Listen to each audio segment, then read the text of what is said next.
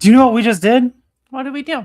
We made it one more week to Tuesday. Should be careful about pounding the table right now. And do you know what Tuesday is? No, what is It's Topless Toy Talk! Is that what we're doing? We're just going to yell with our arms up. Ah! Yeah. Okay. You should be a little careful with your arms up, I though. know. Ah! Today is Tuesday, June 9th, and we are your bovine podcast for the Cybertronian era. That's and true. I am your host. And I am your better host, and we are happy that you're here. So why did we change it to bovine podcast? Because I have a bovine. Is that a bovine? It's not a bovine. How you pre-ordered this lady cow.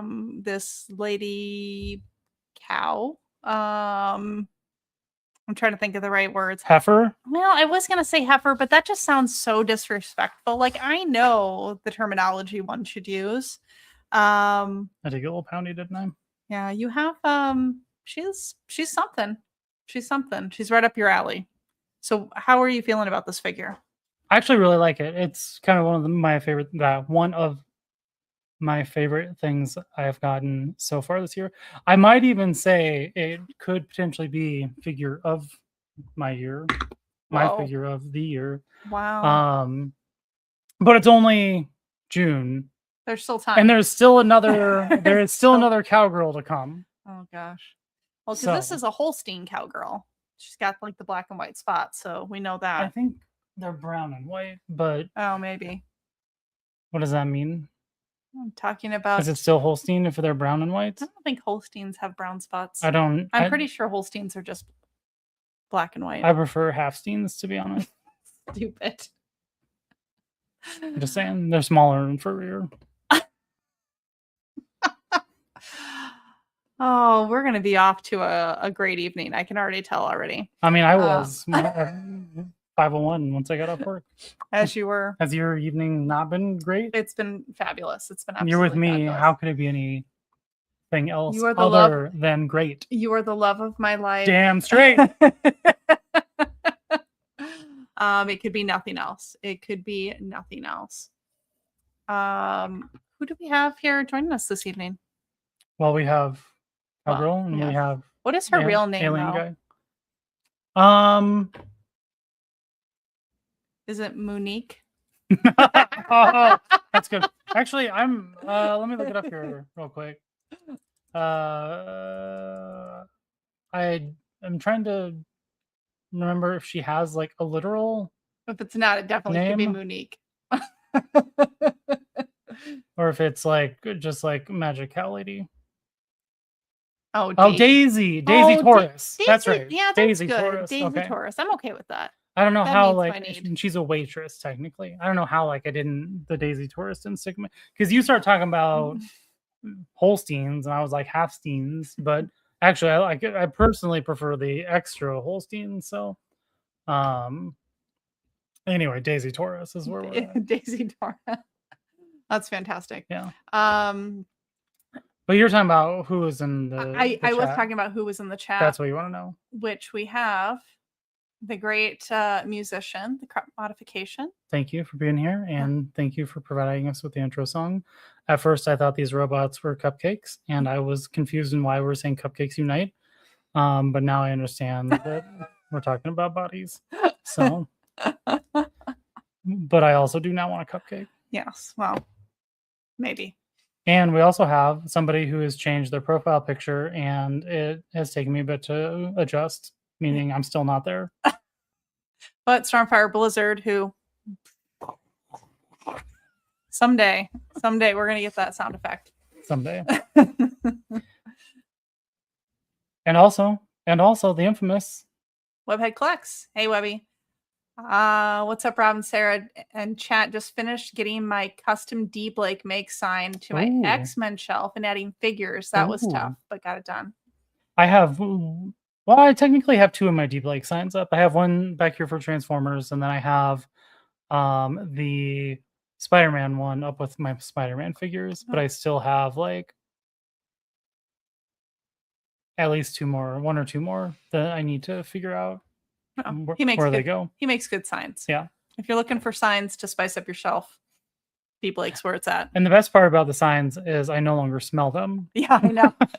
It was kind of like, when you were when you were younger and you would be using markers and stuff, and it would have that that really smelly smell from the markers. I think it's what surprised me the most when they came in, because I didn't realize that they were, what is the paint?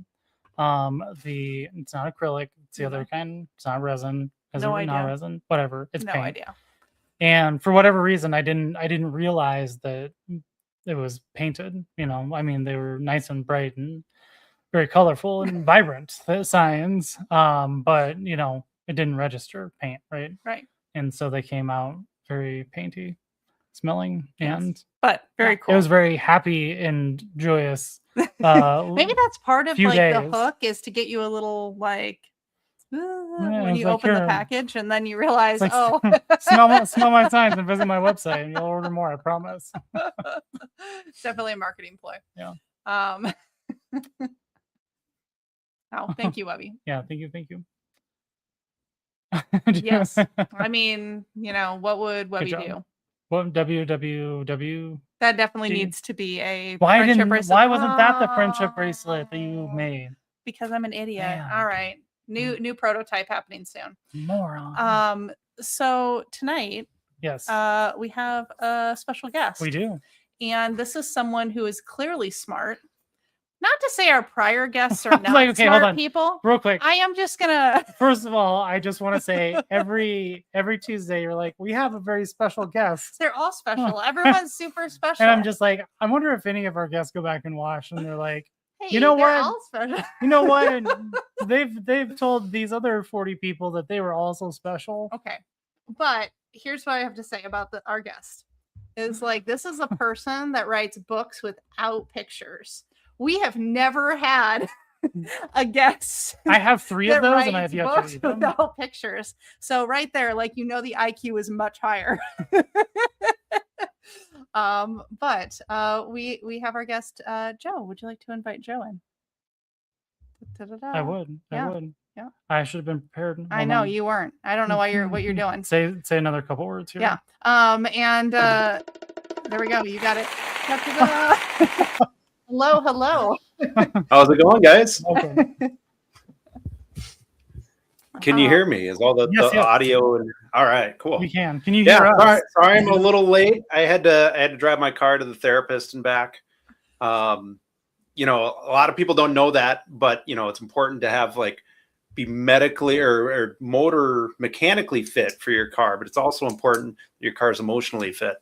So we go to therapy. Well, she goes to therapy. But a lot of people don't realize the amount of abuse that we inflict upon our cars. There's a lot of times, we want to, maybe shake our fist at that other motorist, but who's there to hear it? Really, it's just our car. So I'm going to adopt this philosophy right now. It is. And I will always default to saying, if you have somebody who's driving like an idiot, 5 miles under the speed limit, it's probably me. So if you're shaking a fist at another driver, I'm just saying, in the Des Moines Metro, it's definitely me. I'm the bad driver. I'm the person that you would be flipping off. You would flip me off. And just remember, the person who really catches all those middle fingers and all those cuss words is your car. It is. And our cars carry a lot of weight for us. I spend a lot of time in my car and loaded full of books that we often neglect. We don't think about the person carrying us around. I mean, I've neglected my car for so long that it doesn't even turn on right now. I am actually thinking about giving away his car because I'm tired of it. I'm tired of just sitting there. We both work from home and we drive very few places. And so we usually only take one car, and it's been her car for a while. And then I kind of forgot to start my car, and now the battery's dead. And so see, they take attention. They need attention. They have emotional and physical needs, just like a real human being. The love and support. You gotta look beyond the air filter. Well, so just this will be maybe because we've cut out the icebreakers here, questions that we normally do because we've realized they're not icebreakers. But I do believe this is one, and it's car related. Do you know how to drive a manual? I know how. It's been a long time since I actually have driven a manual. So I'm not too confident in my abilities if I actually sat behind the wheel of a manual and had to, get it in first gear while sitting on an incline without rolling into the car behind me. We have this theory that because we're surrounded by Transformers, our theory is Transformers collectors drive manuals. Not just Transformers collectors, people in more of the creative space, it seems to be. There seems to be a disproportionate number of people that drive, drive manual transmissions that are into either Transformers or some type of like creative something or other, whether it's, I don't know. We haven't had like a book author on, right, so I don't know. Had someone writing words without pictures, so we're not sure. Yeah, you guys maybe built me up way too much before I came on here. But before we dive into too much further, would you like to introduce yourself? Who are you? What do you do? What was your, grade school, last four digits of their social, all that really important information. Mother's maiden name. Yeah. Right on. Last three mailing address. My social security number is. No, my name's Joe Prosit. I write science fiction, horror, psychological thrillers. I love short stories. I regularly publish a bunch of short stories. Getting into screenwriting as well. And I write full time. I travel all across the Midwest, regularly going to conventions. We met at Des Moines Con. I'll be in Lincoln, Nebraska this coming weekend. So yeah, always on the road. So yeah, that car really is important to me. There's nothing wrong with Lincoln, Nebraska. Not Lincoln, just Nebraska in general. No, Nebraska's okay. It's just a big state to drive through. Oh goodness. There's not a whole lot there. No, especially once you get past the first hour in, it's just done. And it's just like, oh man, I have another 6 hours to get to the other side. Like this is going to be forever. But when we met you at the Des Moines Con, I think what really drew our attention is we went to your AI panel, and you were talking a bit about some of the things that you have run into here with being a creator, being an author, and AI. I was like, oh, this guy's got like a story to tell. And so I went up at an AI panel and said at the end, like, hey, we're real people. If you would like to be on our podcast, here's our card. But I mean, if you wouldn't mind talking a little bit about, not to recreate your panel there, but you were just talking about a lot of very interesting things, people reaching out to you and some of the heartaches that you've had as things have changed. Yeah, I mean, like I'm pretty far in the anti-AI camp, especially in creative spaces. Like certainly there's uses in like medical or scientific things, or maybe with coding and things like that. But when it comes to anything creative, if we're relying on AI to make our art, I think we're missing the point of art and of entertainment. I think really at the soul of what we do is just humans connecting with other humans. So to me, it doesn't make any sense to use any form of AI, generative AI, to kind of bridge that gap between humans, because we're really just throwing up another roadblock between people. But during that panel, I think a really interesting positive of living in this kind of AI world came up. And that is that for years, we were kind of shoved towards the internet, and we were shoved towards sort of these impersonal connections, whether it's through email or social media or whatever. And really what AI has inadvertently done is it has forced us to reach to other humans that we've actually met in the flesh. Oh. I'm back. Hold on a second. It's really forced us to reconnect as human beings and kind of get away from some of those crutches of internet life. And I think that's kind of a cool, weird, unexpected side effect. Yeah, I thought it was very interesting. Again, your panel that we attended, because so in the corporate space that we work in, there's a huge push for AI, to use AI to make us more efficient. In the artist space, right? Like we've talked to a lot of people. I do some photography, which some people like, some people don't like. Because it normally involves, you know, cowgirls I claim and aliens. I don't know a lot. I just do what looks good to me type of thing, right? I would in no way consider myself necessarily a photographer because like I don't know, like I feel at some point like you have to know things to be able to explain it. Like, oh yeah, if you do this, your things will look good. And I'm just like, I don't know, I just wing it every time and play with buttons and dials and experiment and see what happens. And if it's good enough for me, I'm like, good enough for the internet. Yeah. But you know, like there's a lot of AI usage, I think, with people. I'm gonna say a lot, but like there are some people that use AI with their photography, you know, and other aspects, and so it's like we hear a lot in like the art, like the digital artist space. I don't know, with the AI. And so I thought it was really interesting to get the perspective from like the writing or author perspective, because that never really occurred to me for some reason. Because we're hearing it more from, you know, photographers and people doing video. A lot in like that digital medium. But then in your panel, I can't remember if you were saying that, but one of the panelists was saying that like 36 of their books, or it was like a double digit number, I could be making that up, have been used to program, have been used in LLMs. And I don't know, like, how do you feel about that? That was wild to me. Yeah, like I definitely, probably about a year ago now, I definitely had my moment of panic where, you know, I saw AI, I saw all the hype that was being built around it and all the promises of how spectacular this thing was going to grow in this exponential growth. And essentially the message we were receiving is that everybody's going to be obsolete in the very near future. And I had my moment of panic and I was like, okay, well, I'm done. This thing that I'm trying to do is a dead end and it's not going to go anywhere. And I kind of, you know, sat in that for, I don't know, a few weeks, maybe a month.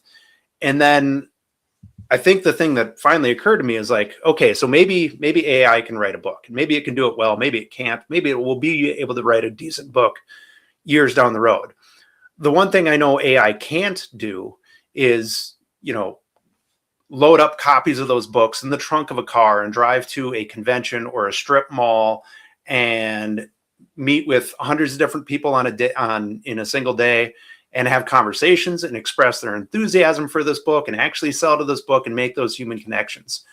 And once I realized that, I realized like, okay, well, I'm good. I'm at least good for a little while longer until AI figures out, until we like have physical robots that are then doing that. And then since then, I maybe have grown a little more confident or egotistical that, you know, I'll put my work above the quality of anything an AI is going to produce from now until eternity, right? Because sure, is it going to keep growing and keep getting exponentially better? Maybe, probably. That's what they tell us anyways. I'm not even convinced of that anymore. But it's never going to have that human connection. Mm-hmm. So again, it's if you're trying to buy apples, they're selling you bananas, right? Yeah. It's not what we're looking for. So now I've kind of come full circle. And right now my stance is like, I don't care. Like, go nuts with your AI, right? I think it's oversold. I think there's a bubble coming, and I think we're all going to outlast it. So certainly it's going to be a part of our lives from now for the rest, you know, going on to the future. But do I think it's the you know, dystopian future that was kind of promised / you know, threatened at us a year ago? Probably not. Yeah, I feel like I went through something very similar where I was like, AI is going to take all of our jobs. Like, we're going to have no relevance. Mm-hmm. I actually just recently had a second wave of this because I watched Google's I/O conference and everything they showed, and I'm like, this is it. We're all done. We're all toast.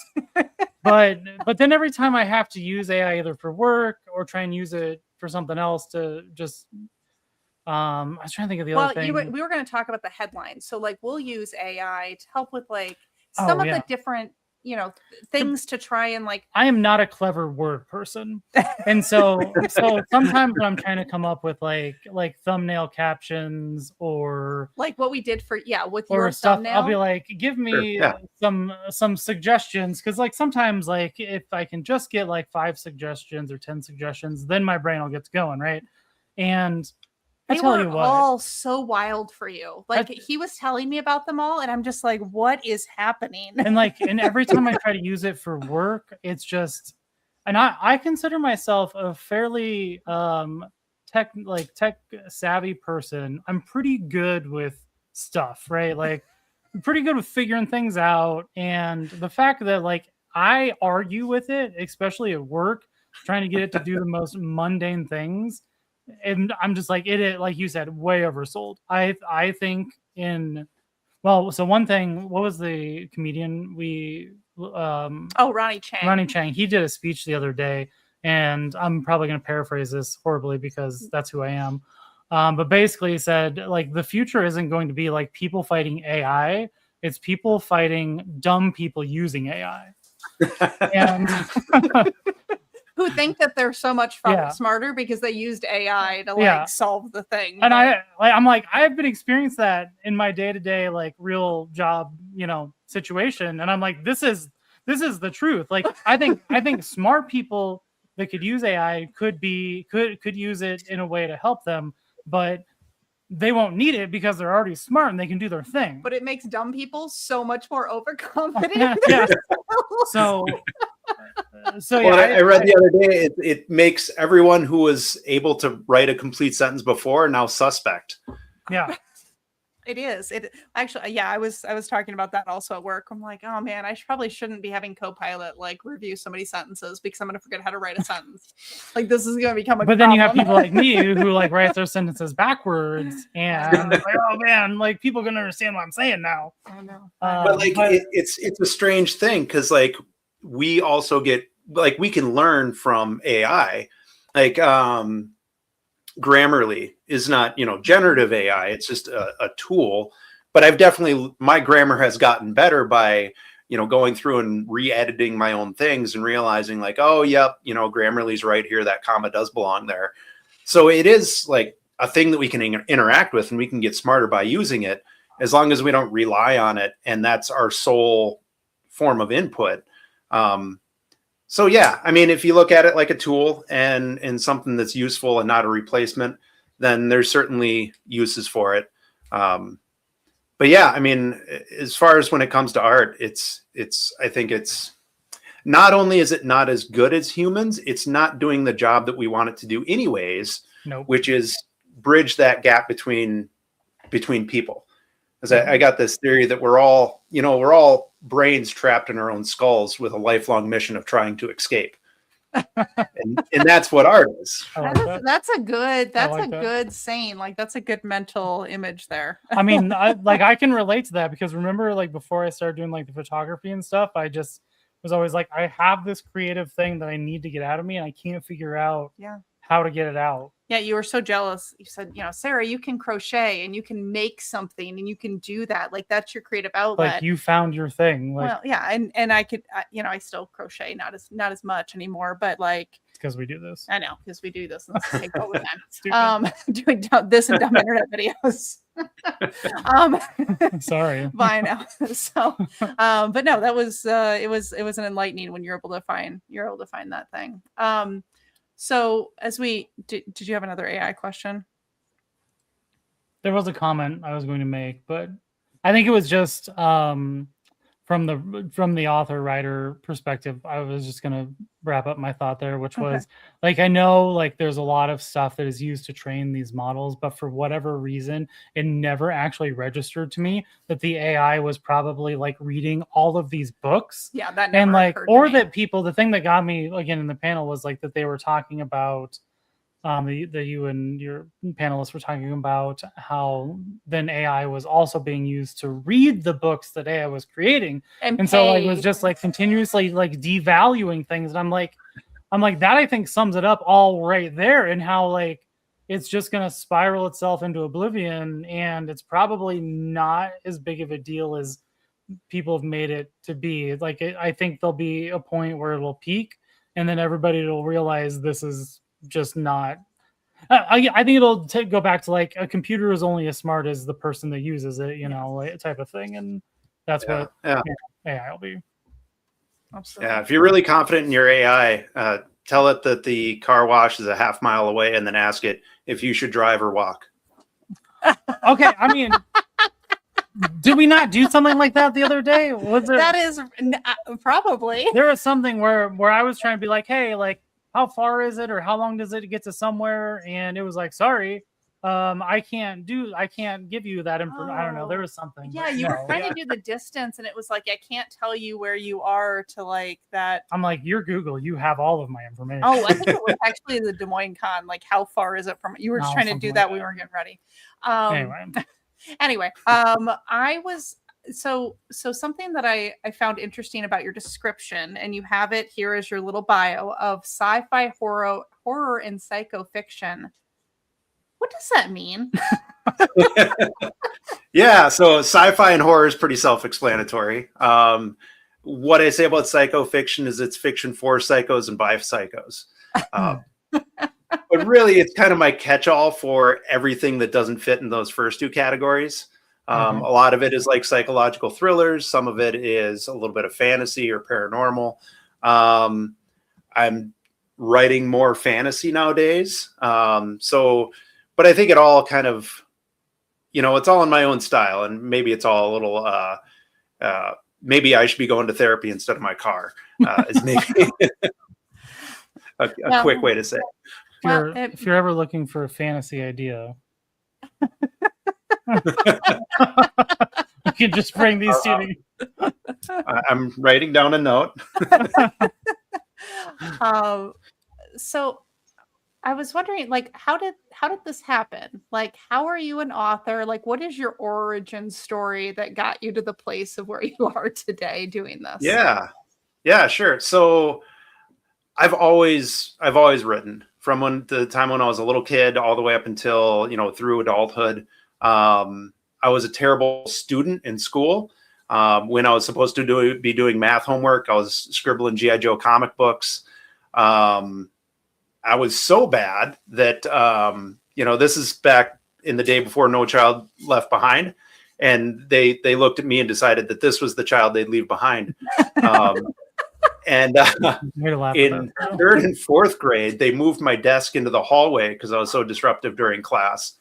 And when I got to fifth grade, the teacher was a little more innovative, and he brought in a refrigerator box and just put the refrigerator box over my desk, which quit me from, interrupting other students in the middle of, lessons.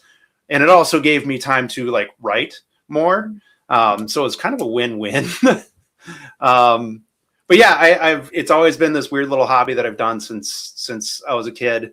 And after right out of high school, I joined the Army, and I served in the Army for 26 years. Retired about 3 years ago. And even while I was in, I'd write much less than I do now, but I'd always, have some story or have some book or have some idea that I was working on. And then, about 3 years ago, I decided that I was going to do this full time, and had a whole bunch of books that I independently published and started doing the conventions. My first real show was in a mall in Eau Claire, Wisconsin. And I think I sold 64 books over the course of a weekend, and it blew my mind. And I was fantastic. On cloud nine, and it was pretty awesome. And now I'm doing it as much as I can. That's great. And that's a beautiful area. Eau Claire is very pretty. I've never been there, so I've hardly been out of Iowa. So yeah, I mean, it's right across the river. It's not far. I'm very familiar with that I-94 stretch from Minneapolis to Chicago at points in between. Did you have a question? No, not necessarily a question. I was going to make a comment so I know it prior to Des Moines cons, we've heard the zine thing come up, and for whatever reason, it seemed to be way more prevalent this Des Moines con, and so I never really quite figured out what it was last time until you handed us, and then you gave us a thing, and I'm like, okay, and then I kind of looked into it a little bit more. I was like, okay, I think I get this, maybe, but probably still not. If somebody was explain this to me, I would be like, I don't know, it's something that people give to other people. Yeah. I mean, it's very origins in punk rock, right? All these independent punk rock bands from the 80s, you take printer paper and a stapler and you make a magazine, right? That to promote your bands, to promote venues, to promote shows coming forward. And I think in recent years, it's turned into more of definitely like less about punk rock and just more mainstream, but just like indie comics, indie stories, indie whatever you want to do, is just kind of like a not a new art form, but just a means to express ourselves. So I actually got that idea from my son, who is also a writer. And I had a show in Milwaukee, and he gave me a whole bunch of stories that he had published. And he says, "Hey, give these away if you want to." I'm like, "Yeah, this is genius." So as I was leaning forward into Des Moines, it's always good to have a little freebies to give away at these panels and stuff. So, and I just had a brand new story that was not yet published and I hadn't done anything with, and it was about the right word length. And I'm like, this is going to be perfect. So yeah, it's kind of a cool thing. And like those, it's nothing more than an 8.5 by 10 sheet of paper, folded and cut just right to make like a little magazine, and you get a short story out of it. And I liked your story too. So I read it first, and you were a little skeptical. You're like, I don't know about this. That is not true. No, because you didn't understand what zines were. I was like, he has to understand. I need to understand all the things before. I was like, no, like you need to read this. You can just be like, here, drink some milk, and be like, no, I need to know how the milk was created. Like, this is not and then I'll drink the milk. Fair. It's fair. All the information. And then I bought this figure, and now I know how the milk is created. But no, this I really like this. This is the first zine I've ever read, and I have not written any zines. I probably will not write any zines. I'm just like, how can you make crocheted zines? I can't make crocheted zines. Can you photocopy it? That's not going to happen. But no, it was good. It was very interesting. Like, you wouldn't think in something this short you could get somebody like hooked on a story, and I was hooked. I was like, how do I get more? Nice. Yeah, thank you. Yeah, I like flash fiction is kind of a new form of short story writing. So generally a short story is somewhere ballpark around like 5,000 words, fluctuates a lot. But I would say in the past like 5 years or so, flash fiction, which is under like 1,000 words, so we're talking like a 5-minute read, it's gotten really popular, and it's really like a great way, I think, to really stretch those skills of saying a lot with as few words as possible. In a way like poetry, although it's definitely like prose, and I would be a terrible poet. I have no idea how to write any poetry, but the idea of like really condensing a story into only the thing that makes it that is absolutely necessary and really what you need to deliver that punch. So flash fiction's great, and a zine is a nice little an easy adaptation to it. Yeah. No, I like the story. It was fun. I just had a lot of questions. Like, who's the thing that's eating all the things? Like, what is this? That is true. You're like, I have to ask all this question. I was like, well, you'll probably have to wait for the next version. I feel like, why does it tell me? I feel like it left on a cliffhanger, and I'm like, I need more. Like, so I don't know if that was the goal, was to get like people to want more of it or what. But I'm just like, I never really know what my stories are about, especially after I've just finished writing them. Usually it takes a while for me to figure it out myself. But so the story is, for your viewers, listeners, it's about this creature that eats these things that you leave behind. And what kind of drove me to it is, when our family leaves a hotel room, I'm the guy that has to like sweep through and find, my wife's razor in the shower, or my kid's stuffed animal under the bed, or whatever it is. And I don't know, maybe it's comes from when I was younger and I was forgetful, and I'd always, leave things and lose toys, or I'd forget my wallet at the store or whatever it was. And I hated that so much. And this is kind of me. It's an outlet of like, it's not just me. There's like a demonic creature that's going behind us in devouring all the things that we momentarily forget. Or always forget. Whatever. I just swing life. I don't know. You would have much fewer possessions if it wasn't for me. That is accurate. That is way accurate. And I would have way fewer everything. So I do like to go through people's like Instagram and social media, just to see like what else are they all about? Like, is this somebody that's just into comics or toy photography or whatever? And clearly your books and you going to conventions and whatnot is like 90% of your Instagram. But what I really liked is that you also had a lot of like drinks that were in there, as well as dogs. Your dog.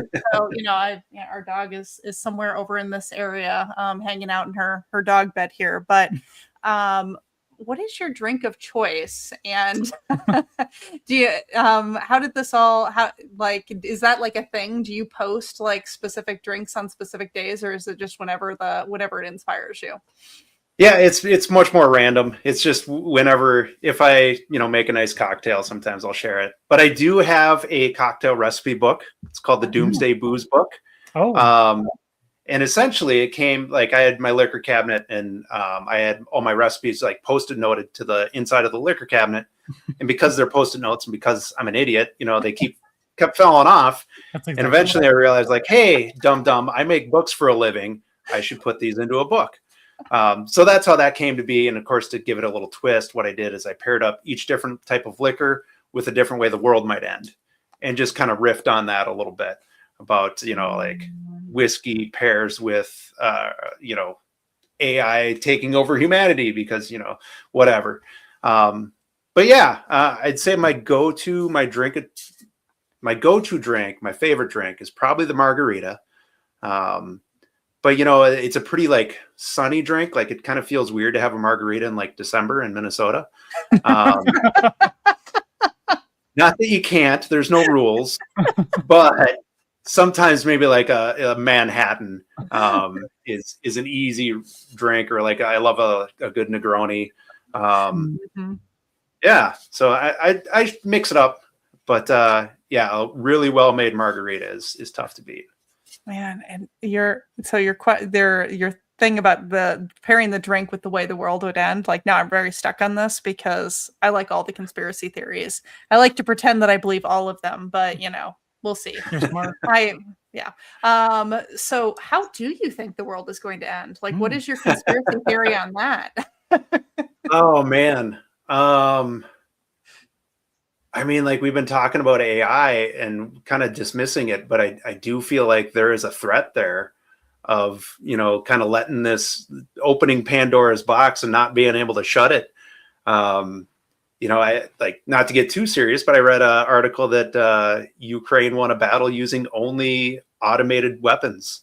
And I said, boy, Skynet's here. I mean, like, go Ukraine, you're right. But at the same time, it's like, boy, I'm glad I'm retired from the Army, Well, if you want to turn it a different way, we've got all the data centers that are using all the water. Ooh, are we gonna do Rob's rant? We can do Rob's rant here. Okay. So all right. Fortunately or unfortunately for everybody, it's not about toys this week.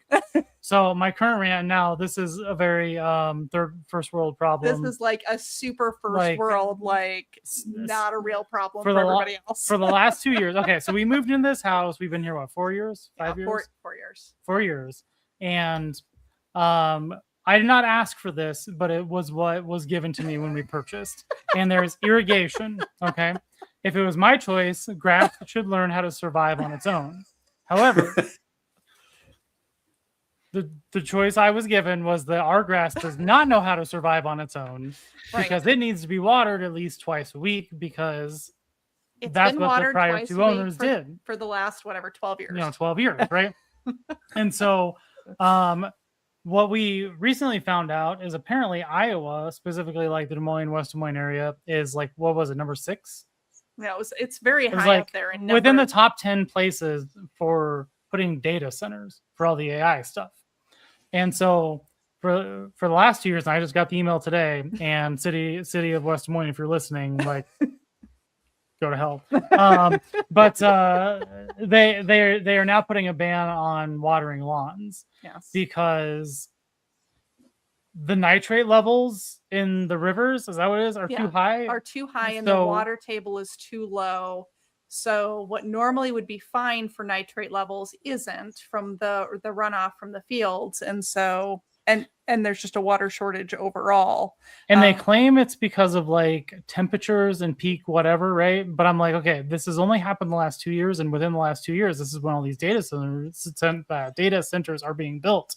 And so basically, my lawn is being punished because of people making their shitty AI videos and images with like 15 fingers on every hand. Yeah. Like, so get under control. I don't want your AI slop. I'm like, and I am very modest with my lawn watering because like I spent a lot of time trying to figure out how much water does my yard need because I don't want to waste water. I don't want to waste money. I'm like, every time I get a water bill, that's like, oh God, it's summertime, isn't it? Look how much this is. Because like our irrigation goes twice a week. And I'm like, so it's just enough to keep it from dying. And I'm like, but then the city comes in and they're like, guess what? You can't do it anymore, probably for the rest of the year. And I'm like, I just turned it on like 3 weeks ago, bro. And I'm like, so I think I'm gonna start going to city council meetings again and be like, you need to figure this out. Be like, my lawn watering is not the problem. You know what is? All of these HOAs or the surrounding areas that have like they water the medians and 90% of it goes on the streets or like the golf courses. Why aren't the golf courses? Why don't they have to shut off the water? We got a water park down the road. Why are they allowed to just keep dumping buckets of water on people? So let's not go after water parks now. All I'm saying, like now we did like you did read that like a lot of the new regulations are being put in place for data centers where they have to be very self-sufficient.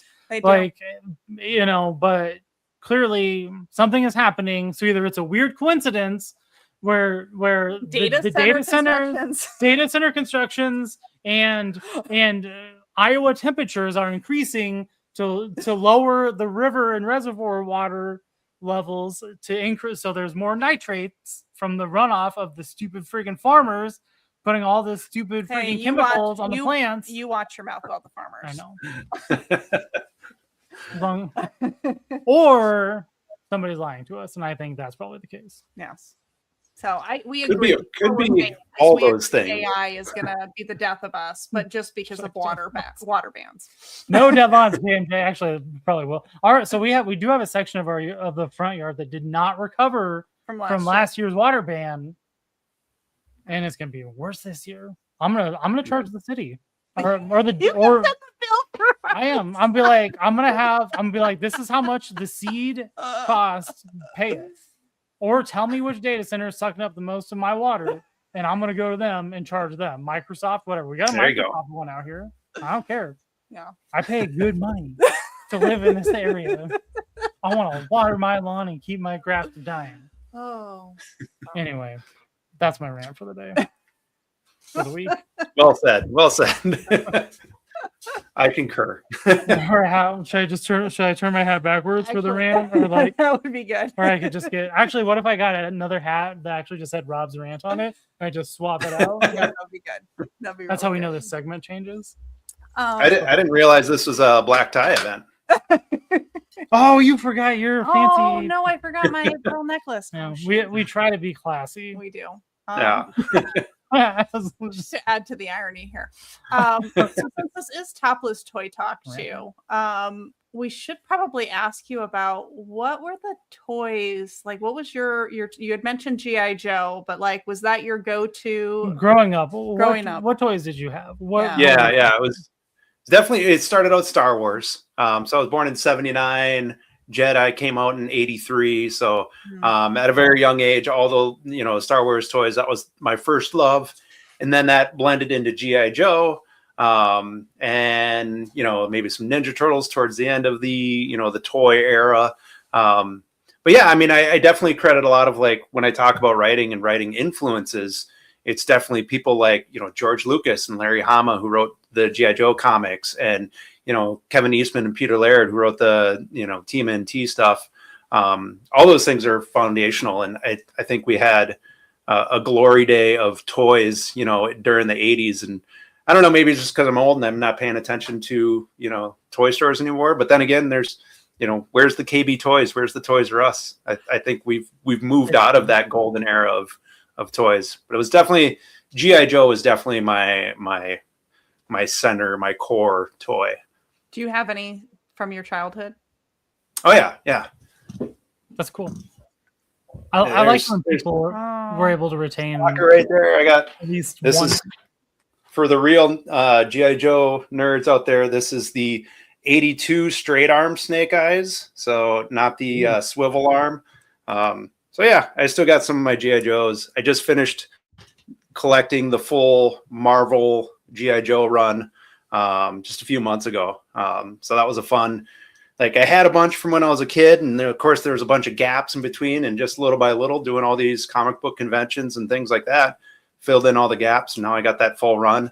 Now I think I'm going to start going back and collecting some of the figures.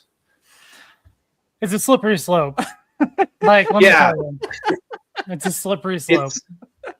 I think the toys are going to be much more expensive than the comics. I would agree with that.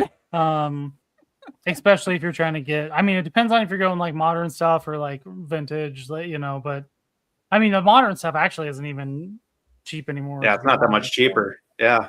I would like to start like with the vintage, start with like 82 and move forward from there. But yeah, there's some price tags associated with. So JMJ, I'll put them in the chat again for you. But since I forgot to mention this, there's a QR code up here in the right and or left corner. I don't know how it displays on everybody's thing because we're flipped. So opposite of our logo. If you scan this QR code, this will take you to the website. And I'll put the links in the chat again here in just a second as soon as I find my button. Yes. No, it's really cool. So the interesting thing is, like, I for some reason never got into G.I. Joes as a kid, and I can't figure out why. I don't know what it is, because everybody that I know likes G.I. Joe, and there's a lot of crossover, I feel like, in a sense, with a lot of other fandoms. And I don't know. Because there's a G.I. Joe crossover right now with the Transformers comics, right? They're like in the same universe. Okay. Yeah, there's been multiple crossovers. It seems like they kind of touch and then go separate ways regularly about every 5-10 years. Yep. And I actually, so the only G.I. Joe I have in the house are my Transformer crossovers, and I was like, okay, I have to get these because one, they're a crossover, and two, then I can at least say I have some G.I. Joe, and people are just like, you don't have any G.I. Joe? I'm like, I do now. Like, but no, they're pretty cool, like crossover figures. They come with several of them come with the smaller figures, like what 3 1/4 or whatever, right, with like the O-ring in the middle. Yep. And so I'm just waiting someday to come down, and they're just like all laying in half because the O-rings are out and broken. When that happens, because it will, go to Home Depot and buy 9mm O-rings, and you can replace them out just as if they were from the factory. And with my luck, I'll destroy it all in the process. Not. It's regular surgery for anybody who owns G.I. Joes. Yeah. But no, that's cool. I do keep questioning. So I also didn't start reading the current G.I. Joe comic, and I kind of regret that a little bit too. But there's only like 20 issues. I'm like, I could read them all. It'd be no problem. You could just add them to your backlog. The real problem. I have a problem keeping up because they branch out a lot, and there was, the Marvel run, and then I think Dark Horse had a run, and then Image had a run, and now each different character is getting its own sort of run. There's more than I have. Maybe I should go back to collecting comics and save some money and skip the figures for a while. But so I growing up, I did not collect comics. I did not read comics. I don't know why. I just never got into it. As an adult, started collecting Transformers. Skybound, Image, whatever, right? They booted up a new Transformers line of comics. And so he asked me, he said, Sarah, there's a new Transformers comic. Like, I would like to start reading it. How do you feel? And I'm thinking to myself, I mean, I can't take up nearly as much space as all these, right? Like, and she was like, at least that man is going to read words. At least he's going to read words, and it should take up much less space. And I think you've got, now, since you started buying comics, what do we have? 6 crates in the back room? Yeah. I mean, it'll very quickly overtake. Like, this is not something that will... in my defense, So I learned everything the hard way, and it's mostly because there's no like handbook on how to do a thing, right? And we keep talking about this, and I'm like, maybe we should write a handbook, like a handbook on how to collect toys, like in a handbook like on how to like read comics, right?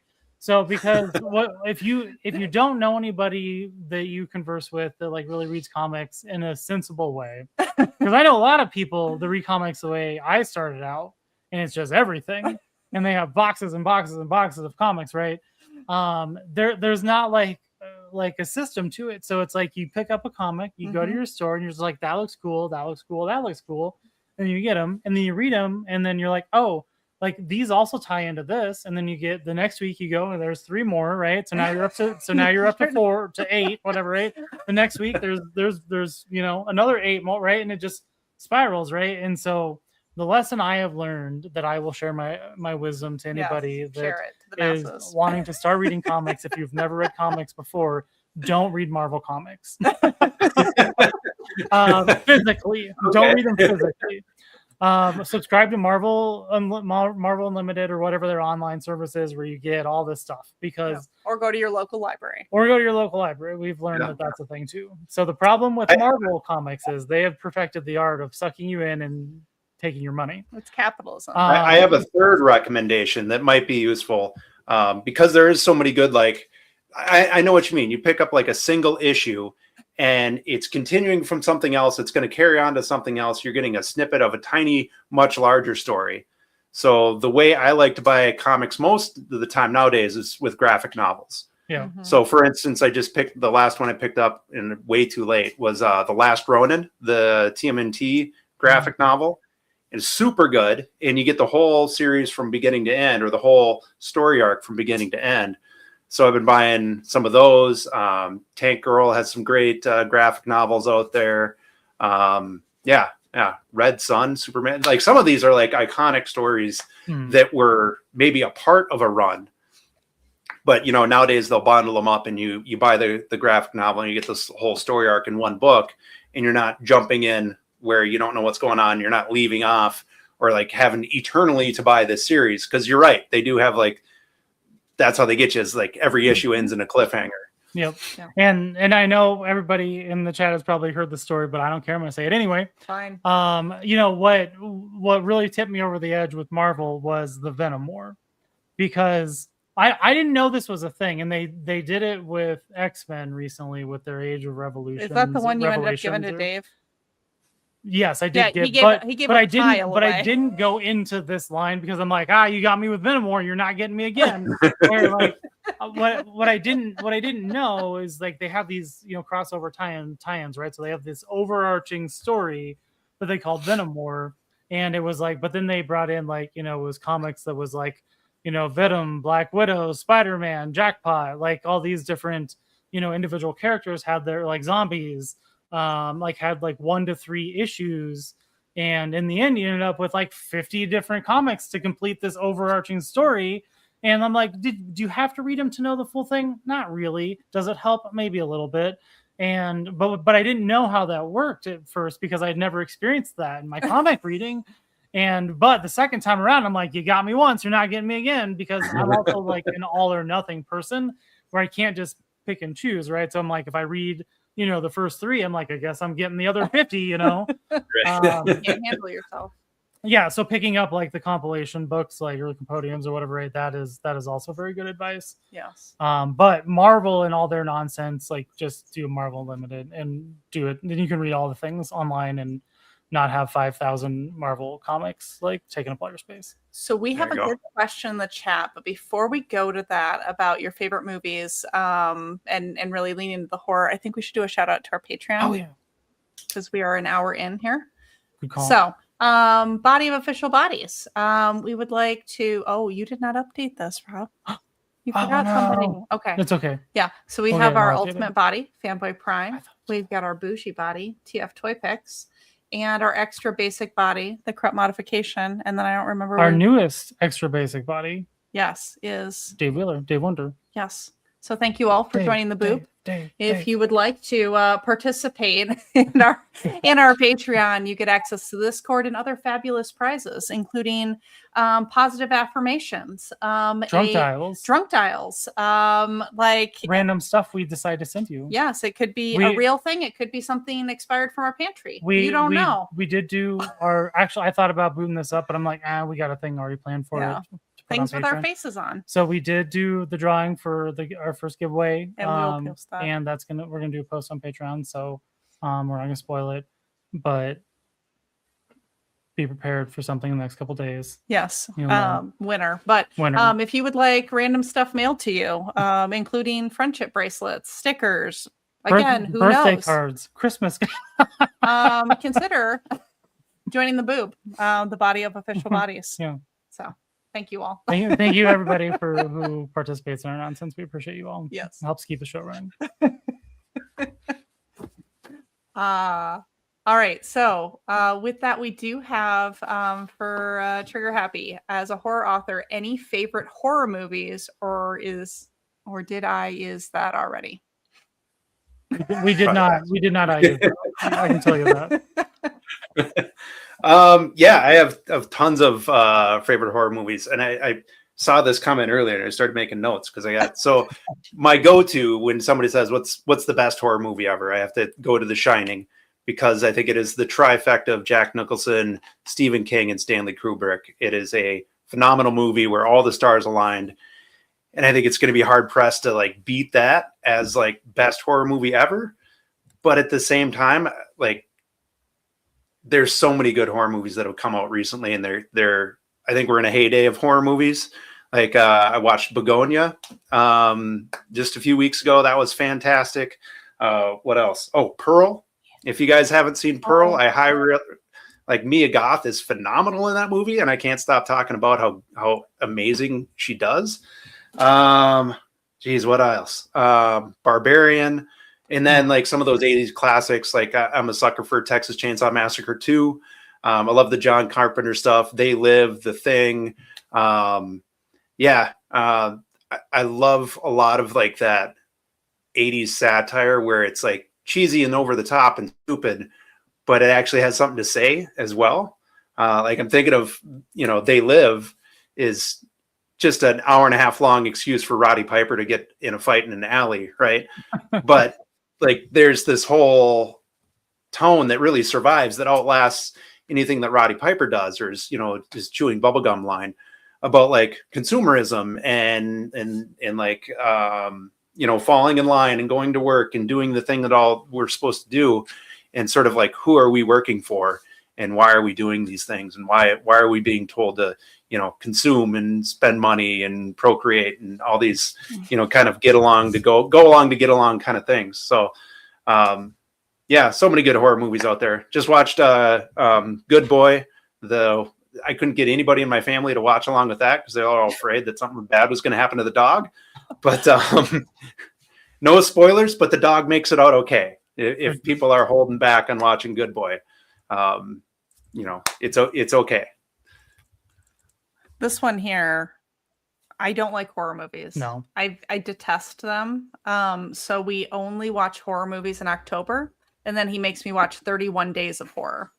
Nice. So we just cram it all into 1 month. So I'm terrified and upset, then I can go in strong for the holidays. I'm like, what have we not watched? What it's come out for over the last year that is good that we've not watched or in the past, and I cram them all in one month. A couple of those movies were part of prior 31 Days of Horror. That Barbarian one. Oh, I thought that was so good. I like it. It's good to watch. We watched that in an Airbnb, which is the place to watch that movie. Oh, definitely. Oh my god. I would lose my shit. I'd be like, we are leaving right now. We're going to a real hotel. Yeah. We're not. This one, which I didn't realize until we were watching a movie, because she kind of mentioned it, but it didn't really sink in. But she's pretty claustrophobic, and like I would hate to see you like in a real close confinement situation, because you would murder people to get out of a tight corridor. But like anytime we watch a horror movie and if there is like a tight space, Nope. if somebody has to crawl through Nope. something, Nope. like walk through a tight she gets up, she's pacing around, going in circles and loops, like she cannot handle it. It's the funniest thing for me. Someday I'm gonna get it on video and we're gonna post on the internet because but anyway, Barbarian, had a few parts that I didn't didn't know. They have that website that's like, does the dog die or whatever, right? I wish they had one of those for like, is there a tunnel? And so like I can look it up in advance to see like if there's a tight space that would just creep her out. But don't watch The Descent. I like The Descent, but I did too. I loved it. Well, As Above, So Below, that one I'm still upset about. I'm still like the idea of crawling through the catacombs. Absolutely not. Yeah.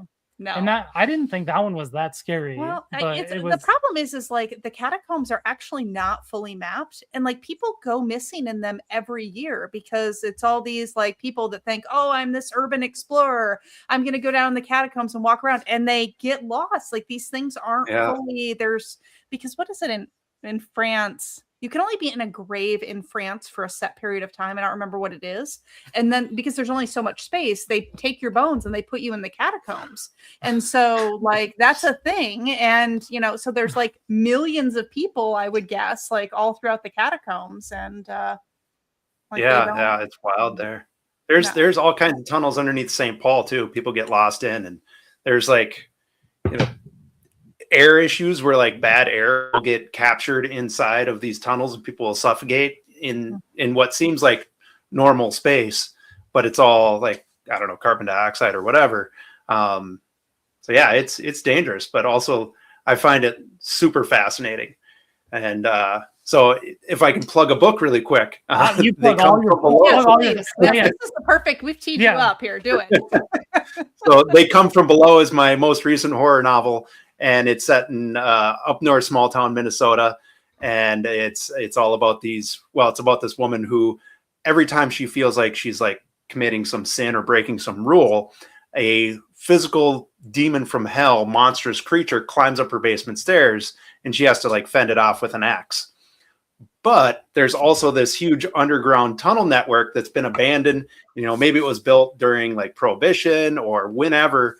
And she has to navigate these tunnels. So I find anywhere underground really fascinating. Just that they're, especially below a city, that a whole tunnel network can exist below a city.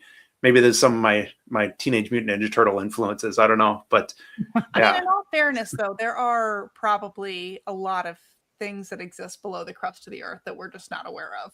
Like they don't find as much anymore, but like in New York City, they would find old train tunnels and stations that had been walled off, and because nobody really demos the old subway. They just build on top of it or underneath, and there's layers and layers and layers of all this, abandoned infrastructure. Mm-hmm. I should make you watch The Descent sometime. You would not like it, but it's good. It's pretty great. So I'm a big fan of like any horror movie that has like an actual monster in it that's like a real movie monster, not like a CGI monster. So like in the campier the better, right? Like like Evil Dead. Like I love the Evil Dead movies. Like those are some of my favorite. And there's too much spurting blood. I don't really care for them. I don't know. It's like I made her watch before Des Moines Con Tucker and Dale vs. Evil because excellent. The cat. The two. Alan and the other guy. I can't think of his name because I can't either. I can't. You don't remember names. He was there, but like Alan wasn't. So I was like, man, whatever. But anyway, like, that's another one of my kind of up there favorites, just because of, like, it's just a series of misfortunate events, like, and that it, like, if I was gonna be in a horror movie in real life, like, that is how it would work out, where it would just be like me trying to do good things and help people, and it's just everybody around me is dying as I, like, We did watch though The Evil Dead in concert this last fall. That was really cool. Very where cool. They had they basically played the orchestra music and whatnot. So you live. watched the music, or you watched the movie, but there was an orchestra like around the screen. 6 or 8 piece, something like that, band that was playing. Very cool. It was pretty neat. I've heard of them doing it for Star Wars. I didn't know they were doing that for Evil Dead. Very cool. Yeah. So highly recommend. It comes around. Anybody's wanted to see something weird. Yeah. Actually, it's very funny how much like the crowd got into it, because sometimes I forget that, like, you know, people like get into these types of things, and there were people that were way more into it. They were like, than I was, and, like, you know, like people that like have every line of the dialogue memorized and every scene, and so they, that's kind of my gauge for like what's really big is what are people dressing up as when they go to the convention? What's getting cosplayed? That kind of is my barometer for if something's, getting big. So like what's the Digital Circus show? I don't even know, but there's tons of cosplayers out wearing oh man, I'm going to get eaten alive on this. I think it's a younger generation, but it's there's like a ringleader, there's a jester, there's a big like chess piece that's alive. I don't know. But I've not heard of this, so it's all under our radar.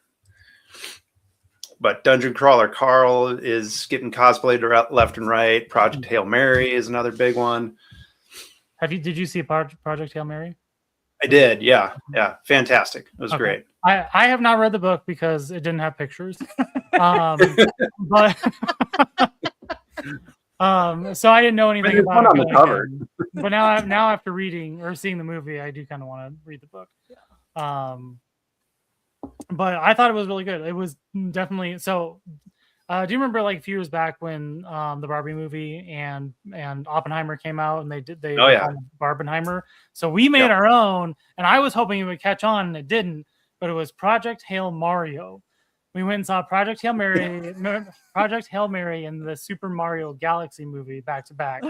And I thought it was great. I thought it was genius. I was like, this is the smartest thing I've ever come up with. And nobody cares about it. I'm like, did you guys get to see Masters of the Universe yet?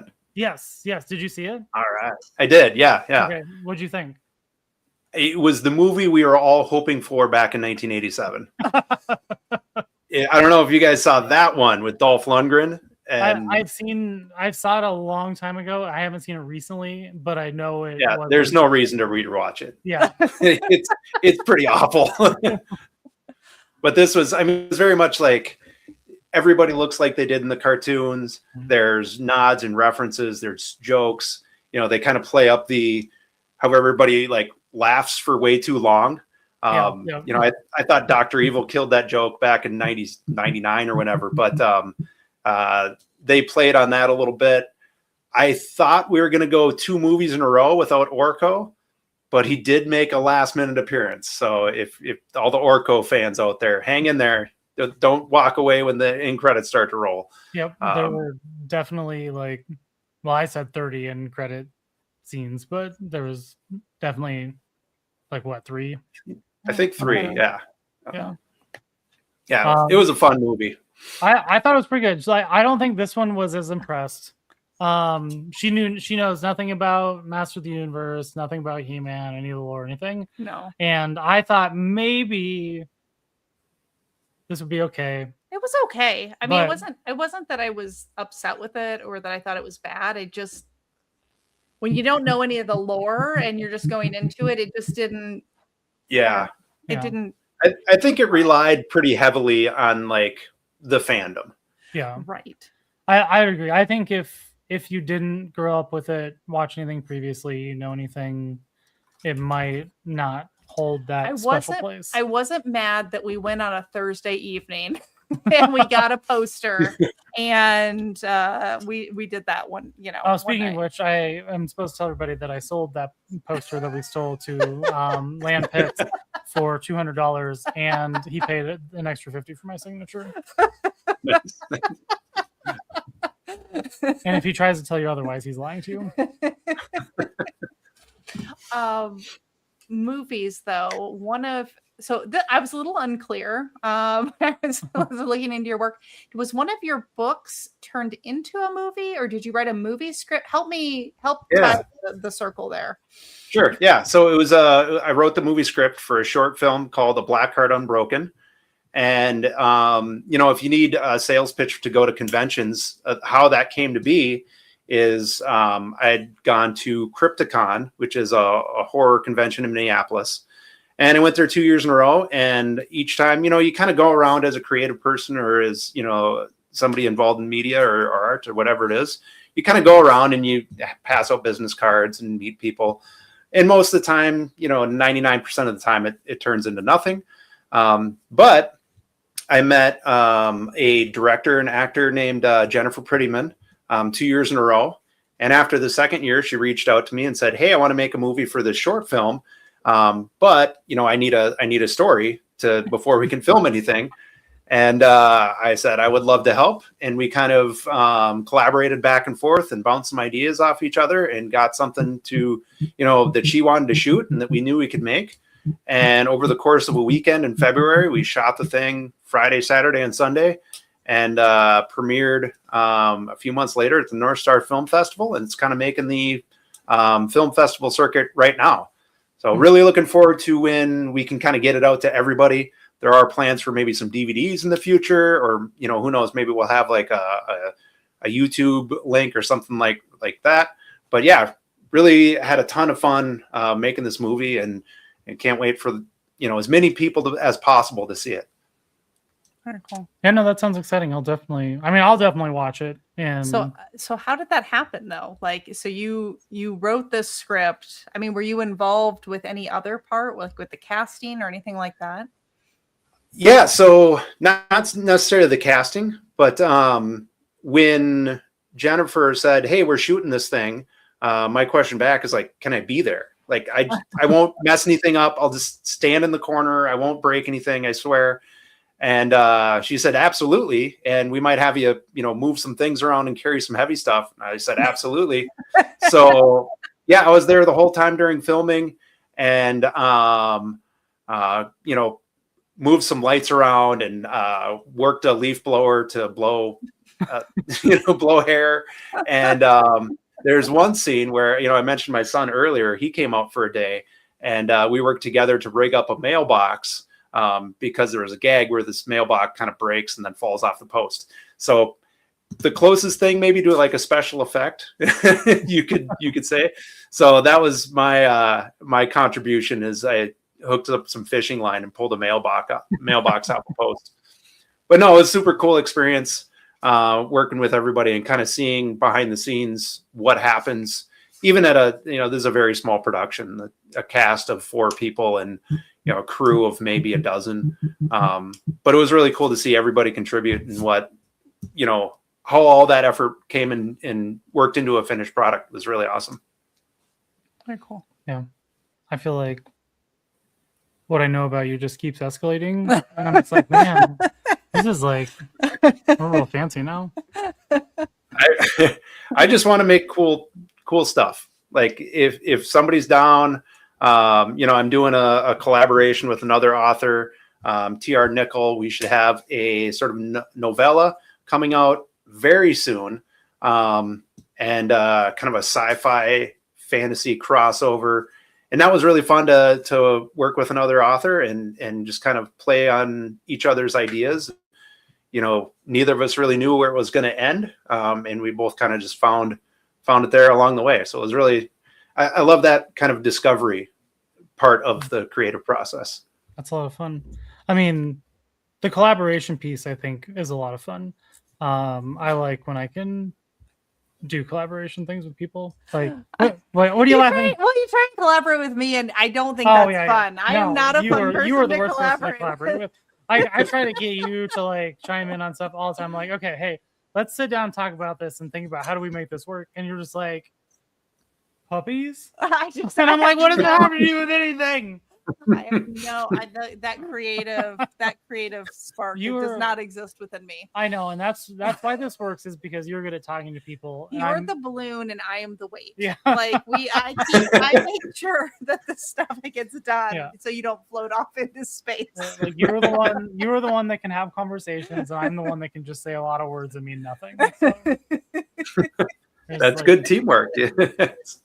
But no, like, you know, I was thinking more along the lines with like my photography stuff. Like when I get, definitely when not I with get, me. you know, when I get things in and from people and I get to, you know, take some pictures and do stuff. Yes. Like that's what I think is fun, is like a lot of like the kind of collaboration aspects of things, because you get to take a little bit of like what you know with a little bit of what somebody else knows and throw it together and see what type of weird thing comes out. Yeah, and you never know, and it's always a little more than what any one person could come up with alone. So, I mean generally writing is a pretty isolated job, right? I spend a lot of time sitting at my desk all by myself, playing with people with the voices in my head. So it's nice every once in a while to do something that's a little more interactive and like you said, collaborative. Speaking of the voices in your head, I've never tried to write anything in my life because I know I don't have it in me. Like I can hardly speak English, to be honest. Do you have like a specific like creative process? Is there something that you work through when you're trying to write something, or do you just have like a little nugget of an idea, like a little spark that comes to mind, and then like you just force it into fruition?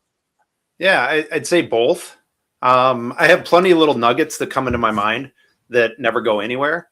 Ideas are the easy part, I think.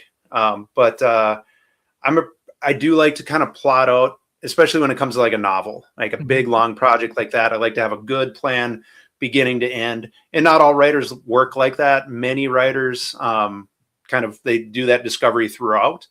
But I like to know how I'm going to end it before I start it. And then, it's just filling in the gaps and trying to figure out where all the cool pieces fit in, and setting up those cool scenes early on. I'm a big fan of like setups and payoffs, because it really makes you look like you know what you're doing, even though maybe you don't. To build on what you asked for a question, is there anything that you kind of put around you to get you in your creative space? Are you surrounded by piles of books? Do you have your Joes around you? Like, what does that look like, your like workspace there? Yeah. I mean, if I could turn my camera around, I'd show you. But I got a whole bunch of shelves right on the other side of the computer that are full of toys and knickknacks and little statues and souvenirs from travel and things like that. But really, I mean, I think I'm more influenced by really everything that I can get my hands on. So comic books, like we talked about earlier, movies, novels and books are you have to read a lot if you're going to write well at all, I feel. So I'm a big fan of like Stephen King and Ray Bradbury and some of the new horror guys out there, like Stephen Graham Jones, and Grady Hendrix is kind of my new favorite horror author. But yeah, I mean, it's all those things. And then it's the thing that's in my head that I can't figure out, or it's the thing that's occupying a lot of my thoughts, and I'm trying to process something, and take all those things and combine them together. And sometimes it turns into like a coherent story. And when that happens, that's great. Like that's the magic, right? Is you have all these ideas, or you have this cool thing that you might want to write about. And like I said, 99% of the time, nothing comes of it. But every once in a while, like all the stars align and all these influences merge together. And you're like, I want to write this story about this thing. And I have a clear vision and I know I can do it. And that's like a moment of glory right there. That's the beautiful thing. And I'm eager for that really cool new idea that all the puzzle pieces fit together with. Very cool. Well, if you're really looking forward to a really cool idea. Taking my notes. Okay, so one random question I have, and this is probably from my own personal curiosity. But let's say somebody was like, I want to buy one of your books today. What do you feel is what I guess which one would you recommend, or what is your personal favorite? Yeah, we're trying. It's a two-part. Sure. I'm trying to ask you, what's your favorite child? Right. That is the question. Is I get asked that fairly often, and it's like, well, I love them all. Yeah. But I usually default to the most recent book that I've written, because that's the freshest and the newest and still the cutest, right? It's not a teenager and sassing back to you yet. So in that case, my most recent novel, really excited about it, just came out in January. It's called The Reality Reaction Team. And it's this trippy, far out there sci-fi novel about a team of secret agents. And this team of secret agents, their job, when you give them a call, they'll come out and they'll do a little investigation. And then they'll let you know whether or not what you're experiencing, whether it's been reality or not. Because they operate in this huge city where there's all these interconnected, like giant maze of matrixes that you can get lost inside of. And, there's AI that's pretending to be human and lying politicians and propaganda and fake news. And nobody's really sure what's real and what's not anymore. So this team can, come out and help you out. But of course, it's never that easy. Their newest recruit who just joined the team is constantly suffering from a digitally induced form of schizophrenia. Oh. So, yeah. And that is the Reality Reaction Team. Actually sounds very interesting. Yeah.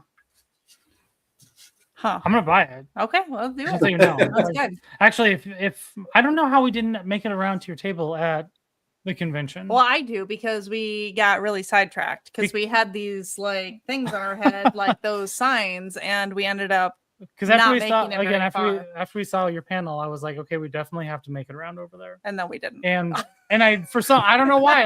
Actually, what probably happened was we walked past your table 12 times, just didn't realize it. No, because we kept making this digital map of okay, these are the places we need to stop, and it was just a bunch of back and forth. Yeah. Well, it's a huge vendor hall. I mean, Des Moines Con is pretty dang big. So yeah, I don't take offense. So because your description popped up there around conspiracies, I also like to know, what are people's favorite conspiracy theories? Do you have one that's kind of kicking around right now that you don't even have to believe it? I don't care about that, but is there something that really you're into right now? I don't know. I've been reading a lot about okay, I got one. I'm a little bit of a World War I history buff, a little bit, very casually. And I read the other day that so Kaiser von Wilhelm was the leader of the German Empire. And the way he found out when he heard about the death and the murder of Archduke Ferdinand, who was his friend, what he said in response was, now it all has to start over again. And nobody knows what he means when he said that. So my theory is that Kaiser von Wilhelm, rather than being the instigator of World War I, was actually a time traveler who over and over again was trying to prevent World War I. And by the time we got to this iteration, he just realized there was no point. And, Precept did the dirty business, and Archduke Ferdinand and his wife, Sophia, were murdered once again. And there was no stopping the course of history.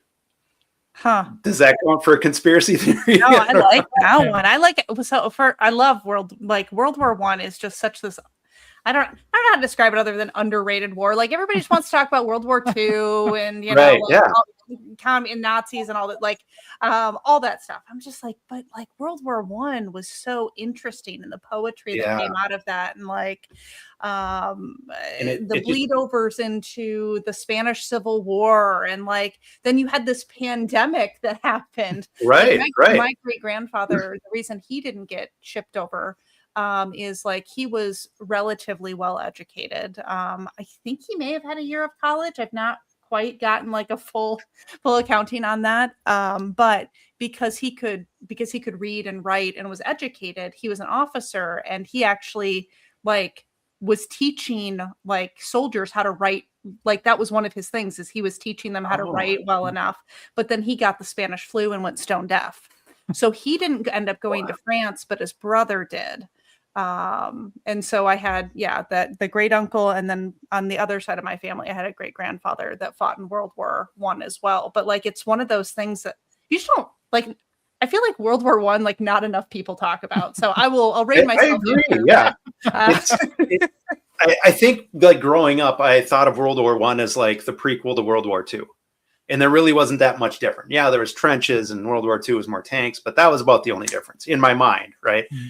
And now, after getting into it more, it's like, no, this war changed the entire world. Like, it was the death of monarchs, it was the death of empires. It the was Prussian Empire, the Ottoman Empire, right, all of it. Yeah, everything changed in social ways too. And one of the crazy things that reading through World War I history is you realize how closely related all those monarchs were. Like Kaiser von Wilhelm's his grandmother was Queen Victoria.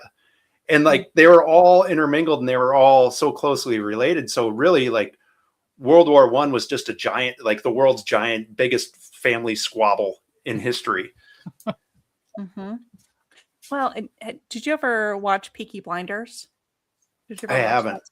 Oh, it's such a good series, but just the trench warfare that was World War I, like, unreal, just so brutal, unreal. Like, I have some letters from my great grandfather, and some of his time when he was in World War I. I don't have all of them because for whatever reason they've been split up amongst the family, and that probably shouldn't have happened. Like, they probably should have all stayed together regardless. But he actually wrote letters about how he was just, stuck in a trench with like somebody out, like one of his like fellow soldiers, and like for a long stretch of time, like with a dead body. And like there was nothing you could do. Like, it just, the way that was fought was just, it seems like very different than World War II or subsequent. Not that it's just like a totally different style. Well, and there's that like clash of tactics that hadn't caught up with technology yet. So you had things, at the beginning, we're getting in a whole different realm of nerddom now. Yeah, but right. At the beginning of World War I, the French army wore blue jackets and red pants, mm-hmm. and they're very prideful of that, and they thought wearing something like gray or green or camouflage was a cowardice thing. So you had people in like primary colors charging at machine gun nests. And you had cavalry officers who were still not only riding horses, but still carrying sabers. Mm-hmm. And they were, the plan was to ride a horse to the enemy and attack him with a sword. And when the enemy has a machine gun, it's the clash between the industry of World War I and the tactics that were still around from like, Napoleonic or even like War of Crimea era was so drastically different that you had this god-awful, brutal result of just millions and millions and millions of people getting slaughtered. So wild. Not what I was expected to talk about on a toy show. This is the beauty of our thing is like, we call it Topless Toy Talk because we loosely tie it to toys, but like you never really know. You have no idea what's going to happen. We had somebody on last week before, whatever, right? And like we're talking to them about like, what is this thing, right? And they said, well, you kind of have a few options, right? Like you can have a topic, like you can pick a specific topic and like that's what you talk about because that's what or you can have celebrities on and then you just talk about whatever you want. And I'm like, that's what I like to do. So the moral of the story is you're a celebrity. You're a celebrity. Can talk about whatever. I was going to say, when does the celebrity come on? We doing that tonight yet? Yeah. And I'm just going to tie in a conspiracy theory I have not shared prior, but it fits in this World War I thing. Is so my great grandfather, he was stationed at the same base. I think it was in Mississippi. That F. Scott Fitzgerald was in World War I. And so my conspiracy theory is that my grandfather and F. Scott Fitzgerald were actually friends because they were both officers. I have no proof to this. I just know they were both stationed there about the same time. It's not impossible. There would only be, there's only so many officers there. They would have, I think it makes sense. So this is my family conspiracy theory that I will believe regardless of the truth of it. It's nice. Truth is true until somebody can prove you wrong. So. Exactly. There you go. Exactly. We did have, to bring it back to toys, we did have a question about, do you collect anything besides Joe? Not really. Oddly enough. I mean, I got a few like Ninja Turtle things. Let's see what's on my. It doesn't have to be an action figure. It could be something like, like this one collects buttons. Yeah. Well, all right. Sometimes, like I collect very random things. You used to collect corks. I did used to collect wine corks. You got rid of all your corks. We tried to make a cork soaking video, but it seemed a little risky. For a while there, I was buying a shot glass wherever, you go to like you travel and you go to like a souvenir store and you buy a shot glass that says, Topeka, Kansas or whatever. And we ended up with so many damn shot glasses that if I ever used them all on one occasion, I'd be dead. But so we stopped doing that. And I don't know. I think we're on to refrigerator magnets now is our thing. So, I mean, that's the thing we go with. We have a season pass. I'm struggling with those words there. Because English is hard. We've already established that. You're not the wordsmith. For musicals, for our local theater or whatever, right? The off-Broadway musicals, and so we get magnets for those because they fit on a nice but the problem is our fridge is not magnetic. Nothing in our house is magnetic. And so what we bought then was like a framed like metal board. And so we've turned it into like this art thing in our hallway, but it's now full. And so now I'm not sure. Do we need to get a new fridge? Do I need to get another? How do I solve this situation? Just install a giant metal wall in your house. Yes. Oh, who was it? Who were we talking to that said they make like chalk paint or whatever, right? That's magnetic. Oh, yeah. We could just paint that whole section of the wall. Paint the whole wall magnetic. If you put up a big steel slab, it'll look like a safe room. Yeah. Oh. You can make a false safe room. Here's an idea. You make a false safe room door to put all your magnets on. And then when your house is broken into, you can just hide in the regular bathroom. And they'll spend all their time trying to break into the door that's not actually a door. It's just there for the magnets. And then they'll get through and realize it's just your office where they could have just went around the corner to the other door. I'll take them. Those are some aesthetics. It's better than just a plate, right? It has a different type of look. Better than a frame.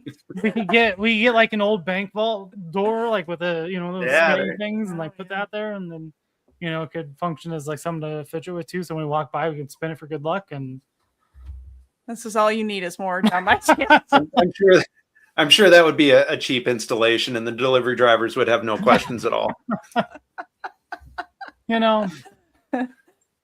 Weston Architectural Salvage by downtown. They have some of that stuff. Like, they do. There you go. You can. Sure, if we spend how many thousands of dollars on an old fire door, they'll just bring it to us for free. Okay. Just gotta wait for your local bank to go out of business and buy them up. I like this idea though. We're not gonna put a bank vault in the You're out of your mind. Just like to have it look like something else. Like make that section of the wall like, We could. What if it's just we could make our house so much weirder. Okay, how about this? What if we put a metal plate behind it, but then we put a mirror in front of it? Okay. And then the magnets would stick to a mirror. We could. There you go. Yeah. But we'd have to place the magnets in a way that it would look like it was really risque clothing. Done. It wouldn't just be whatever. And like a big like sombrero hat. So you'd have to. Oh, there you go. Yeah. Like Truman drawing on the mirror in the morning. I'm just gonna go to Amazon real quick and order some stuff because you already said it's Google okay. bank vault door. Can't go back now. Oh my goodness. What do you want? I want you to go back to my list of things here. So you go to a lot of conventions. Do you have any really good convention stories? Like, is there anything like wild that you've seen or participated in or had happened to you like at a specific convention? Did you put this in here for me? Yes. No. And I'm going to try to keep this PG-13.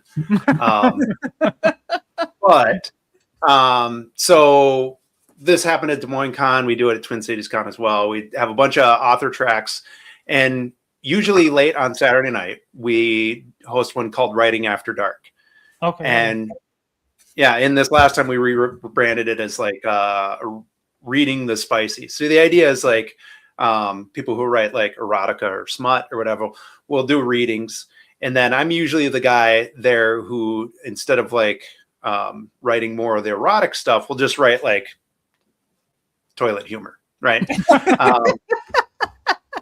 And I have a great time reading the most ridiculous stuff that I've ever written. I also have a great time reading the most explicit things I've ever heard in a reading. And I think it was last Twin Cities Con. Amanda Mavison hosts the panel, and she writes fantasy-themed male-on-male erotica. And sometimes there's tentacles involved, and sometimes there's Greek gods or Norse gods, and it's always very far out there. And it's also very graphic. So we're in this room in a convention center. I'm listening, chuckling away like I'm a fourth school boy at hearing all the naughty words.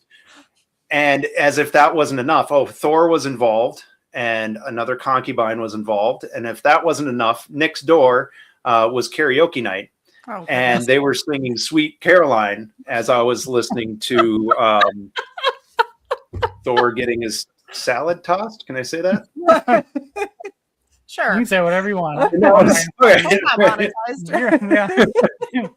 maybe the weirdest convention experience I've ever had or ever want to have like that. Okay, so I did not quite know that that's what that activity was, and I feel like we're going to go to this. That is now going to be a new activity to the convention, to these conventions. Seems very on point. It's a blast. It's it's late at night, so everybody's had a long day at convention. Usually by then I've got a couple drinks in me, and we have a good time. We well, this one over here to my left or right, depending on what it looks like to you, I don't know, has a hard time understanding the descriptions of the convention panels and stuff. And so there's things that I'm often like, we should check this out.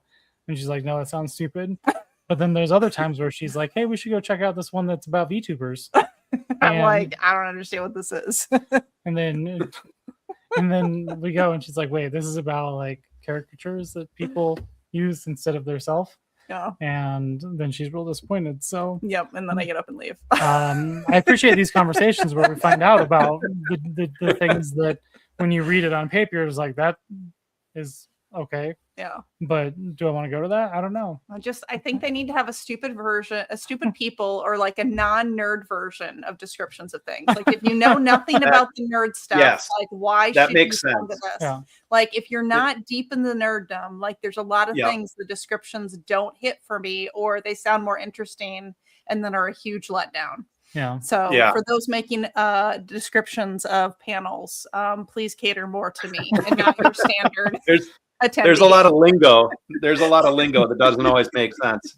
I'll say the other cool thing that we did in Milwaukee is I was around for the Guinness Book of World Records for the most Jason Voorheeses in one place at one time. Oh, wow. So I was at this, past Milwaukee Horror Con. And two of the Jasons were actually actors from the movies. So there was I think 106 Jason Voorheeses all there. So that's very cool. Very cool. You never know what you're going to get when you go to a convention. So this past one, I was across from the Ghostbusters. If people aren't familiar with that, there are many charity organizations that will visit children's hospitals and raise money for those sorts of things. And, this was the Mid-Iowa Ghostbusters. So obviously they're people who dress up like the Ghostbusters. They had a version of Echo One there. And they'll visit, kids' hospitals and things like that. And just, bring some joy to, difficult situations. So I think those things are very cool. Out of all the people that we've asked about weird things that happen at conventions, I think this is actually the first and best one so far. So I'm satisfied with this. This seems to be a staple in our questions for people that actually for everybody, because I just was it? I can't remember if it was Ben or somebody else that we had asked it to. Because like I expect there to be just like some full on brawls. Like I just want to see some people like in full cosplay, just like going at it. There's like feathers and like stuff like flying everywhere. Like I every time we go to a convention, or at least a Des Moines Con, like I'm just hoping to see this like big catastrophic fallout, and it's just everybody's just happy and having a good time, and I'm like, where's just the one like cosplay brawl? You want to see some drama? Yeah. Yeah, so you want this reality? You know TV what? Next show. time I'm gonna start it. I'm gonna start. There you go. I'm gonna find one person and be like, hey, you look like you could fight well, and you look like you could fight well. I'm just gonna tell them things that the other one said, and be like, take care of it, with their swords and whatever. And be like, yeah, I can't remember what Ben gave this as an answer, but I don't know that it was the answer to this question, which it was something about how like a lot of the actors, like people get in the signature area, people will bring them presents. And the thing is, like, these people are flying in, they generally don't live where the conventions are, and so his guidance was like, hey, think about that, because a lot of these people can't take the things back with them. If you make some sort of massive 3D print like thing that's a replica of something they used in the movie, it's highly unlikely they're bringing that with them, and then Ben has to figure out what to do with all the stuff. Well, I remember last year I saw somebody was walking around with they were like the Billy Clubs or whatever that from Daredevil, and they brought them to give them to Charlie Kirk. George Cox. Wrong name. Wrong Charlie. Wrong Charlie. I don't know where that one came from. Was I left field Charlie Cox? Yeah. And I was thinking, I wonder how many people that went through his line to get signatures like brought him something like that. Like, could you imagine? I mean, as like an actor, I feel like I would be thankful or appreciative of like people thinking like of me in that way and be like, here's a gift, right? But I'm like, did he get like hundreds of sets of like, props? Or he's just like, what do I do with all these? Yeah. Anyway, do you get gifts? Do people bring you presents? Those little ducks. I don't know if that counts. The little ducks that some people will put those on my table from time to time. But that's about it. Nothing that I've had to worry about. How am I going to get this through TSA? So it sounds like you go to a handful of conventions at least. Do you have a favorite like more horror-esque convention that's not like is there something we should be going if I was going to try to talk this one into going to something horror-esque? Yeah, definitely. So to Milwaukee Horror Con out of Milwaukee. I've done that show since the beginning. And here's another odd convention story. Is in talking about celebrities, and I'm going to screw it up. So the guy who played Doofy in the first scary movie, he's roaming the vendor hall, and I probably said something really smart to get him to stop and talk to me, like, hey, you're the guy from that thing. And he did. And before I knew it, I was having a conversation about philosophy and about stoicism with Doofy from Scary Movie, which was a little odd. But that was at Milwaukee Horror Con. In Indianapolis Days of the Dead. I was in the middle of a pitch to sell a book, and somebody started playing lead guitar in the middle and like blasting it through the whole vendor hall, so much so that I'm now screaming my pitch at the potential customer, who ended up buying a book, which I was pretty happy. I was pretty proud of my salesmanship abilities over. But then I'm like, who in the hell is playing a guitar in the middle of a vendor hall? And I went around the corner and saw it was Lita Ford and decided that was okay and she can play guitar whenever she wants to. So that was pretty cool. But also Crypticon in Minneapolis. So I would say if you're in anywhere near Milwaukee, go to Milwaukee Horror Con. If you're anywhere near the Twin Cities, go to Crypticon. That's coming up here in September, and I'll be there along with the full cast of A Black Heart Unbroken, the short film. So we'll be filming, or we'll be showing the movie there as well. So if you're in the Twin Cities, you can check out the film, meet the cast. Yeah. Yeah, we might have to look into that one because that's not too far. That's it's up. It's just up. Yeah. I feel like this is just a slight good segue. I was going to make a mention here because I feel like this all lines up with our guest for next week. Yes. I was going to put it just because I know you'll forget at the end here. Oh, definitely. But did you remember who we have? I got it. Go ahead. Whitney Yarden. So Whitney was a guest who was recommended by one of our past guests, Dylan from Dylan's Drink and Draw, and she is into cryptids. I have already bought some. So the problem is when somebody ever recommends, I'm like immediately buying their stuff. We're also we're suckers for anybody we talk to that's selling something like if it's kind of cool. She does. What is it? It's felt art. Felt like needle art. Needle art. So it's a lot of stabbing of like felt to make like these little stuffed felt animals. And so I have one of her felt possums, which is just very nicely placed in the mouth of a T-Rex in our living room because we're real adults. We're real adults. And we have a living room T-Rex that often has things in its mouth. And now it is one of her pieces of art. I got it for photography purposes, and it just so happened to turn into like a revolving decoration where every holiday. You know, you already have a T-Rex. You get a bank vault door in your living room. You're halfway to the bat cave. You know, so all you need is like a giant penny, and you're there. That's right. Before I forget, my weird segue here was so tune in next week if you want to talk more about cryptids and felt needle art because I'm very intrigued by both of these things because I know very little and I like to learn stuff about weird stuff that I don't know about. And Whitney is our first lady guest, so y'all be on your best behavior. And I'm also really excited to have some more estrogen. You are kind of the sausage fest that is our show.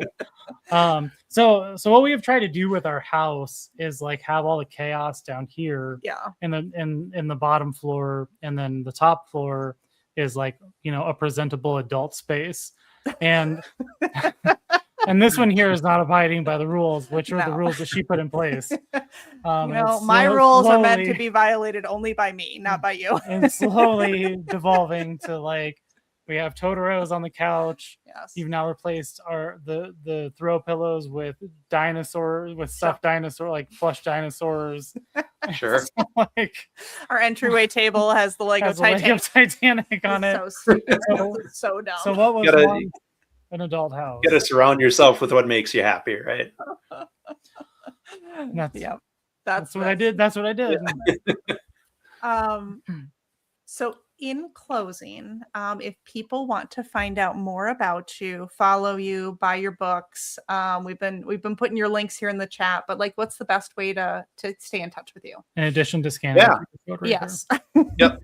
QR code, website's joeprosit.com, JoeProsit.com. And on all my social media, usually it's just at Joe Prosit. If you search for Joe Prosit, you'll find me on Facebook, X, Instagram, Threads, TikTok. Always new stuff coming out. Always short stories that are brand new and fresh, and always some new convention or location that I'm hitting up next. Fantastic. Well, thank you so much for joining us. If you want to hang on just for a few minutes here afterwards, but we appreciate everybody joining us here tonight. We will see you next Tuesday. And tell your mom that I said hi. Bye. Thanks, guys.